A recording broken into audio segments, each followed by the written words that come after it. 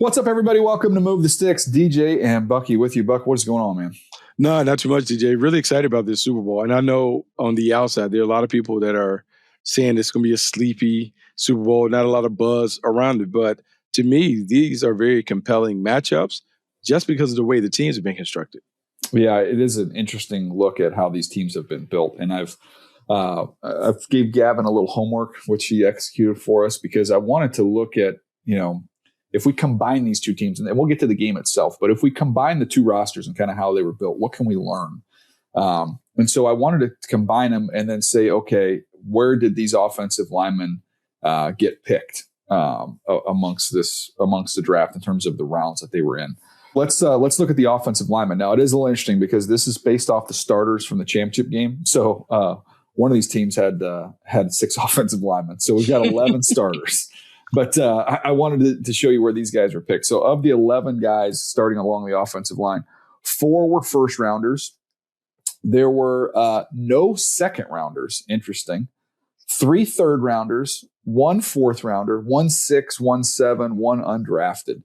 But I would bet you that when you're looking at tackles, you're trying to find those guys in round 1. And then you talk about round 3 has always been kind of a sweet spot for your interior offensive lineman. But interesting that there's no middle class there. The second round, that middle class of player, nope. Yeah, I mean, look, I find it fascinating. You talk about both of these teams. Elliot Wolf and John Snyder were reared the same way.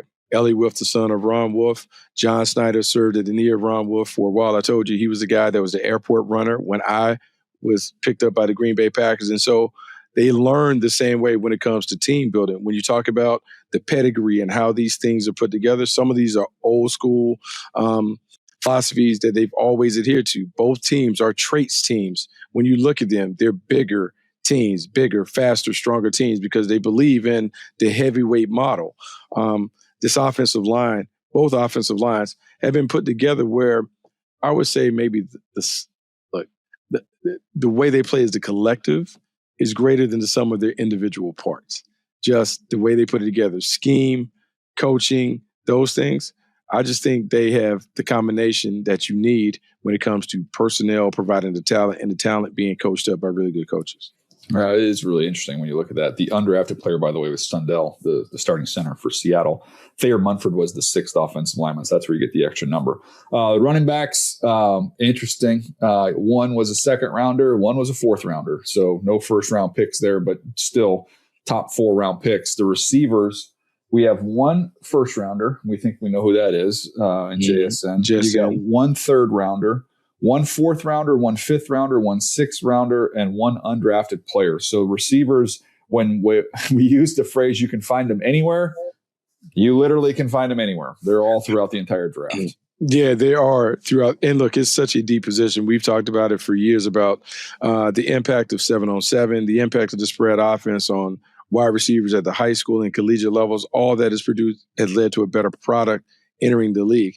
And then systems. Quarterback systems, the way we're asking them to run routes, the way people are setting up the receivers for success with solid quarterback play, like all of those things are factoring in. And what we are seeing, DJ, these teams don't veer too much from the traditional model of where the premium positions are and where they commit their draft capital to. Because when you talk about the first rounders, tackles and those things on offense, you talk about the premier positions like quarterback was one they drafted early. They put a bunch of money in Sam Darnold. At wide receiver, they've always felt like they could find him because there are so many that you can find. And if we dug deeper, I bet you'll see a bunch of punt return experience in their background because that also is something that was a tried and true thing that they believe in. To me, they're very similarly constructed. Yeah, very interesting. So the tight ends, 1 second rounder, 1 4th rounder, and the quarterbacks, you just hit on that. They're both high first round picks.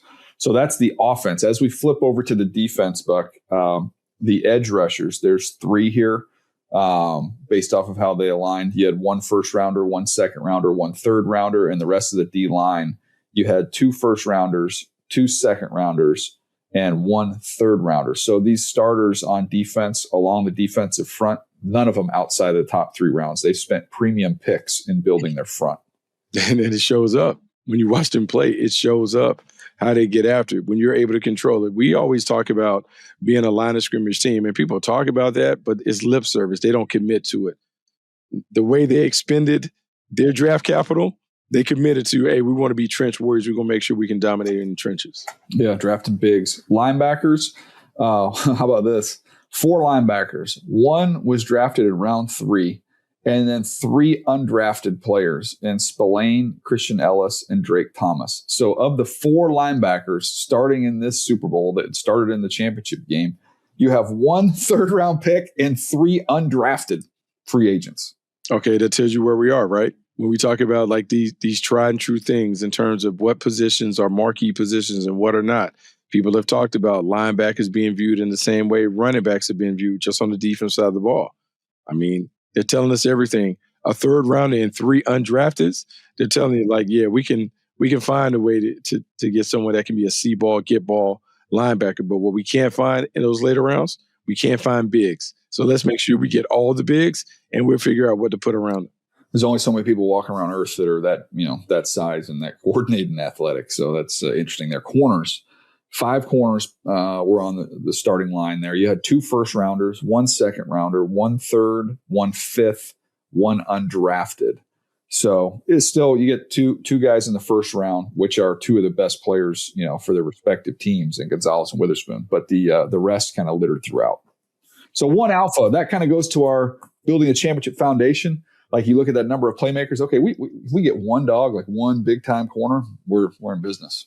Yeah, because we can work around so much of the other stuff. And that 1 big time corner allows you, particularly if you're staying true to why you're taking someone high, man, I want to be able to blanket that side of the field and then be able to help the other side. And whether that is, hey, I'm going to put my number 1 corner on the number 2 wide receiver of the opponent and double team their number 1, we are going to dictate the terms because we have at least 1 CB1 that's of the pedigree to be able to do those things. Of the safeties, 5 safeties, 1 second rounder, Eamon Wari, who's awesome, and then 4 fourth rounders. So when I'm kind of looking at sweet spots in this, in the draft process, that kind of helps you. First of all, linebackers, you might as well just wait forever. Safeties, the 4th round is a great spot to try and find, the safeties that can be a part of a championship roster. And then the interior, finding offensive linemen in that 3rd round is a pretty good, it's a pretty good idea to do it at that point in time. And then, tight ends, rounds 2 through 4. Like, there's little nuggets you can kind of take away of when to try and attack those positions in the draft. Yeah, there are some things to take away, but let me go back, and I think it's important because there's been a lot of conversation on Sam Darnold, and I want to talk about this because this is something that Ron Wolf had told me directly, and I think it may speaks to why John Snyder felt so compelled to go after Sam Darnold. Ron Wolf used to talk about what he learned from Al Davis, and Al Davis, longtime owner and general partner of the Raiders, used to always say, if a guy was taken in the 1st round, it's our duty to kick the tires on him because a new environment, a new voice, a new scheme could unlock what everyone saw to make him worthy of a 1st round pick.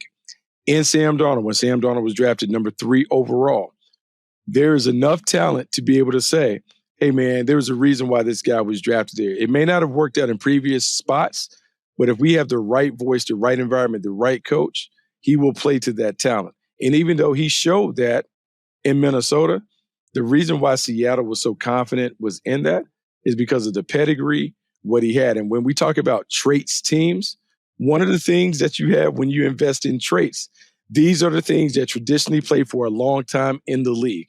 And when you look at Sam Darnold's traits, those things play for a long time in the league. The Seattle Seahawks and John Snyder were confident that somebody's trash as a 1st round pick could be their treasure if they surrounded them with the right stuff. And it's turned out to be true. Yeah, absolutely. 100% right move there. Never quit on talent. And they found some talent that's paid them back in a big, big way. All right, Buck, I was on a Seattle station the other day, and they were saying, if there's a way, or what are the keys to the game? I think it was the exact question. So I was like, all right. I went back to my old school, like high school basketball coach. We used to have the whiteboard, Buck, and he would write the 3 keys to victory on the whiteboard before the game. For some reason, box out was always on there. Like, we got it. Okay, we got box out. I get that. But so I a lot of times using alliteration. So I wrote down for these 3 keys for the Seahawks, like what do they need to do to win this game? And I said, they're all the 3 L's. You got to limit May's legs, so don't let his legs beat you. You got to locate Milton. So Milton Williams, I think, can be a game wrecker inside. So knowing where he is and not getting Bradford, their guard, isolated with a 3-way go. Like, don't let him fan him out and leave him on an island. You don't want that. So it was limit May's legs, locate Milton, and then long field. Like, hey, like I think if they protect the football, I don't see how they lose this game. You can't give them things. So that's, Sam, hey, throwing the ball away, take a sack, cover up, but just make them against your defense, who is, playing lights out as long as Matthew Stafford's not on the other side. If they have to travel the distance against your defense, I think Seattle's in a really, really good spot. Yeah, they will be in a good spot because the Patriots are adopting the blueprint that has worked successfully for them for 20 years, back during the Bill Belichick era, where they just waited for other teams to implode. If you watch their games, they don't beat themselves, and they wait for you to give them easy opportunities. Going back to the first game, you saw it with the Chargers. Chargers gifted them opportunities. They cash it in. You then go next week, they do the same thing. If you look at their run, they feasted and capitalized off of the mistakes of others. So you're right about, hey, every drive should end in a kick. Make them drive the distance. Don't unnecessarily gamble where you can give them an easy scoring opportunity. Make them earn everything by facing our defense going the long way. The Patriots will try to play a conservative approach early, but they're going to have to do something to steal a possession and to steal some other things. Like, to me, this is not an onside kick game, but this is a fake punt game. This is a trick play game. This is what they did versus the Broncos. Like, there's a recipe, DJ. When I'm looking at the Patriots, I'm like, I've seen this movie before. They're running the same trick plays, doing the same things that they did in the early 2000s to win. I think it's very much like that. So I would say it's more how Seattle plays and less about the Patriots. I think the Patriots have to press the issue. If the game is under the Seattle Seahawks control early, they're going to have to get out of character. And I don't think they want to play outside of the way that they're playing. They're a possession team. They're not a team that wants to push the buttons and go for it. Yeah, I mean, he throws a beautiful deep ball. I just don't know if they're going to be able to protect him long enough to get the ball deep down the field against Seattle. And I don't think, like, to me, a big mistake for Seattle would be if they decide they want to send extra rushers. They don't need to. There's a lot of matchups that are favorable for them. And you look at Will Campbell, who's susceptible to some power because of his lack of length, and guys have been able to get to him and get through him. Morgan Moses is a solid veteran, but he's not the quickest of foot. You can throw a fastball on the other side on him. Like, they got, and then Leonard is a handful inside. So they've got a lot of ways they can find matchups that are in their favor with 4 guys, which also frees up your second level to monitor May and what he could do as a runner. Yeah, I mean, here's the thing, because I would say if we're looking at how to defend the Patriots, got to stop May. You talk about the improvisational plays. You need to stop the running game, because if they're able to run the ball, they're going to control the game, and they're going to bring you into the fourth quarter, which is what they're playing for. They're playing the game to get it into the fourth quarter within a score so they can win it late. So you got to stop the run. And in the passing game, man, you got to have all eyes on Stephon Diggs. Make somebody else get busy, but don't let him get loose. If Mac Hollins beats you, if Booty beats you, like, you can live with it. You cannot allow Diggs to be a major factor in this game. Yeah, I also think Hunter Henry could, to me, he makes sense in this matchup just because you're trying to get the ball out, like get the ball him. I think getting Henderson the ball, the ball quickly, I think kind of work in that area too. And if you could find Ernest Jones and try and highlight Ernest Jones in coverage, that's your matchup. It's not going to be Eamon Wari down there. You're going to try and find wherever Ernest Jones is at, and then you can see. I bet you'll see angle routes, pivot route. You're going to see all that little stuff trying to pick on him. DJ, when you're saying this, right, I have visions of Kevin Falk and Shane Vereen, and it's like Danny Woodhead. Like, I just have all of these old Patriots memories of how they've won these games with a lesser talented team. And if you're the Seahawks, I think the one thing that you're Mike McDonald, you have to impress upon your guys, hey, man, we don't have to do too much. If we do too much, we're going to mess it up. So let's play our game. Let's not try to be heroes. Let's just take care of business, because the Patriots are going to lay in the cut. They've won a lot of games like this for years where teams overextend themselves and they're able to be the ultimate counterpuncher. They take advantage of when you leave yourself exposed, they pop you and they knock you out. All right, it's time to make our picks here. I'm going to make sure I get the right score because I know we both had to send these into Shopee. While I'm looking mine up, do you remember what your score prediction was, Buck? I did, see, and here's what it is. And I'm not on with Rich and them, but I feel like I might be lone wolfing. DJ, early in the week I picked the Seahawks, but the more I look at this, I just see this game. I told you, the Shane Vereen, the Kevin Falk.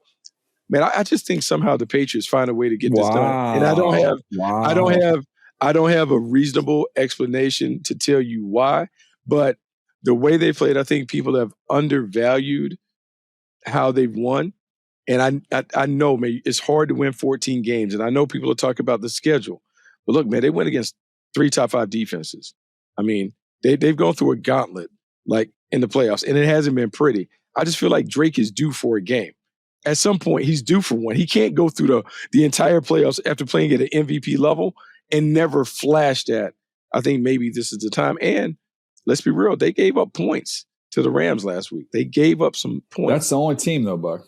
The Rams, the only team in the last 3 months have done anything. I got to sell it. I got to make myself feel good. If I'm going to pick him, I got to sell it. I got to pull a nugget. I went the other way. I went Seattle 27-14. A blowout. I think that's 13 points. I mean, they've been Drake May's been sacked like 15 times in the playoffs. I mean, I was in the building against the Chargers. They didn't score a touchdown until the fourth quarter. In that offense, I just don't think that they're going to be able to survive without being a little bit more aggressive. And I think if they have to be aggressive, I go back to the Super Bowls that we've seen, like a lot of vivid memories of like people previewing games. I remember looking at the Kansas City Tampa game and going, like, we can complicate this thing all we want, but like those 2 tackles for Kansas City can't block JPP and Barrett and those guys. Like, they can't block them. And then I remember, the Giants upsetting the Patriots in the Patriots' undefeated season. And what happened? They couldn't block them. And, we can go on the Broncos when the Seahawks hammered the Broncos. They couldn't block them. Like, I just can't – I can see a way where, Barmore's a good player inside as well, and I could see Milton Williams, and they can cause some havoc inside. But I just think there's a lot more matchups on the other side where Seattle, like, when they put their hand in the ground, Buck, there's like a little saliva starting to drip down a little bit, knowing they got that matchup that they want. Well, here's my X factor in terms of why they can win. Super Bowl experience. And the Super Bowl experience, not only of Mike Vrabel as a player, but Josh McDaniels as a play caller who has been in this game a ton. And I think that viral clip where he's kind of talking to Drake like, yeah, hey, bro, it's hard. These are hard games. These are things. When I look at just having been in that and having managed the emotions of having to coach in that game and being able to impress upon the players what that game is like, I think that's an underrated advantage that the Patriots may have. And maybe it's a difference. Yeah. You also have this thing right here. This is a cell phone. And this is where Kubiak can go. You go, let's see, favorites, dad. Boop. Hey, Dad. You want a couple of these things? No, tell me about it. I mean, literally, he's got to be in his favorites, Buck. He's in his favorites to make that phone call. I think he'll be okay. All right. Well, that's do it for us. It should be a fun Super Bowl. Where are you going to be for Super Bowl, Buck? I am in studio. So we're watching the game together then. Yeah. You're right there. Yeah, we're doing the same thing. Are you on this thing? Are you doing this thing with me and Red? Or you got something else doing? What are you doing? Yeah, I think I'm doing the thing with you and Red. Halftime and then post. Oh, that's right. Ooh, we definitely won't be seen. Between Bad Bunny, Kid Rock, and us, we're down on the list. We're down on the list. I've been selling it. All this media tour I've been on, I've been selling people, hey, you want to see a halftime show with no highlights? Come see us. Come see us. We'll talk about it. 15 minutes of talk. Oh, yeah, I'm so glad you're there. I forgot about that. Yeah, because last year was when Dart came into the studio and hung out in there with us. Right. We had a chance to meet him, yeah. Yeah, good stuff. All right, we will see you next time right here on Move the Sticks.